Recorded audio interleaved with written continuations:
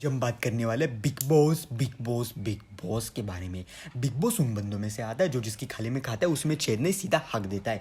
पहले फुकरा इंसान के साथ वैसे गया, अब एलविश यादव के साथ में। फुकरा इंसान की भैंस की आपको गाली बना दिया, अब एलविश यादव को डिफेम करने की। जो बंदा टीआरपी दे रहा था, लेकिन इसमें से क्या भूख मिटेगी इन बिग बॉस वालों की। और निचोड़ के कॉन्सेप्ट और निकला जा रहा है कंटेंट, लेकिन नहीं, इसमें से क्या करेंगे। पहले यश यादव की वो क्लिपें चला दी, लगा कि बंदा रो पड़ेगा, नहीं झाड़ बराबर लिया, यू करके देख रहा था वो क्लिपें हमारा बंदा।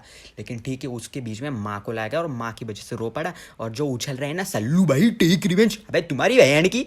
खैर छोड़ो, लेकिन एलविश यादव ने तो सॉरी भी बोल दिया था जिया शंकर और बेबी को फिर भी उसकी माँ को ला गया। और ये जिया शंकर बोलिए अब मैं इस घर में सेब फैलने करे। अरे बहन, तूने तो साबुन का पानी पिला दिया था उसे और कह रही मैं इस घर में सेब फैलने कर रही। कल को पानी में घोल के जहर दे देगी और बोलेगी मैं तो इस घर में सेब फैलने कर रही। कल को किसी के चाकू खोप देगी और बोलेगी मैं तो इस घर में सेब फैलने कर रही। कल को तू कट्टे ले आके इस सेट में किसी की छन्नी कर देगी और बोलेगी मैं तो इस घर में सेब फैलने कर रही हूँ। क्या चल रहा है बिग बॉस के घर में।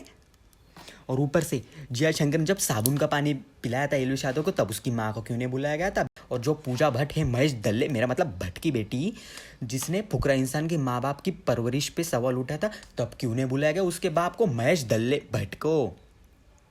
क्यों? क्योंकि वो इंडस्ट्री वाले और ये यूट्यूबर है। क्यों? क्योंकि इंडस्ट्री वाले बॉलीवुड वालों की टट्टी साफ करते हैं और इन बॉलीवुड वालों और इंडस्ट्री वालों को एक ही लगता है कि यूट्यूबर कुछ नहीं है। मैं तो बस उनसे एक ही बात कहना चाहूँगा, भगवान की कसम बात बताता हूँ, तुम पूछते हो मैं कितना कमाता हूँ, मुझे 36 फालतू दिन में मजाक सेट। इतना सब करने के बाद सल्लू भाई का मन नहीं भरा। सल्लू भाई बोले कि तुम्हारे आर्मी को बोलो 500 रुपये देखो, फिर कितने वाले। सल्लू भाई से तो एक ही कहना चाहूँगा, ट्विटर पे देखने को मिलेगा सल्लू भाई 6 घंटे में 1 मिलियन से ज़्यादा ट्वीट्स हो गए एलविश यादव के नाम से। और ट्रेंडिंग में तीनों ट्वीट्स में एलविश यादव के ट्वीट्स थे। और आपके कमेंट सेक्शन में तो एलविश यादव के फैंस का तो प्यार दिखाई दे रहा है, दिख रहा है किसकी आर्मी। जो कमेंट्स एलविश यादव में बोले थे वही तो अब तुम्हारे कमेंट्स में दिख रहे सल्लू भाई इंस्टा के। सल्लू भाई सिस्टम तो किसका चल रहा है ये तो समझ में आ गया। अगर ऐसा ही चलता रहा ना, आपका सिस्टम खत्म हो जाएगा। सल्लू भाई एलविश यादव को बोले कि तुम औरतों की इज्जत नहीं करते। बोल भी कौन रहा है? सल्लू भाई। यार सल्लू भाई को बाकी के बॉलीवुड एक्ट्रेस एक एक करके जोड़ के चली जा रही थी, वही बाकी के बॉलीवुड एक्ट्रेस एलविश यादव को सपोर्ट कर रही। एलविश मुझे बहुत रॉकी लगते हैं, क्योंकि जैसे वो बात करते हैं और उनका जो अंदाज है, सिस्टम है, जैसे वो बोलता है, और इट्स वेरी एंटरटेनिंग। तभी सोचो सल्लू भाई वीकेंड की वॉर के इतनी गांड क्यों चल रही है, सल्लू भाई इतनी आग बबूला क्यों हो रहा है वीकेंड की वॉर पे। हाँ सल्लू भाई मैं आपको एक सलाह देना चाहूँगा। आप अपने फार्म हाउस में जाके 6000 में मस्त रशीने पे लो, क्योंकि हर कोई विवेक ओबेरॉय नहीं होता जिसकी आप गांड मार दो। अगला वाला बंदा लॉरेंस बिश्नोई भी हो सकता है जो आपके कट्टे से गांड में गोली मार दे, फिर कोई शेरा बेरा भी ना आएगा। सल्लू भाई आपको बचाने के लिए कह दे रहा हूँ, फिर बाद में मत कहना मैं आ जाऊँ क्या आप पे।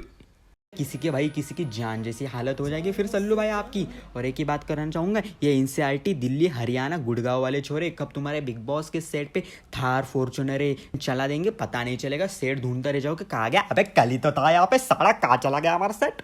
देन कुछ भी हो जाए, फुकरा इंसान या फिर एलविश यादव, इन दोनों में से एक कोई ट्रॉफी मिलने वाली है।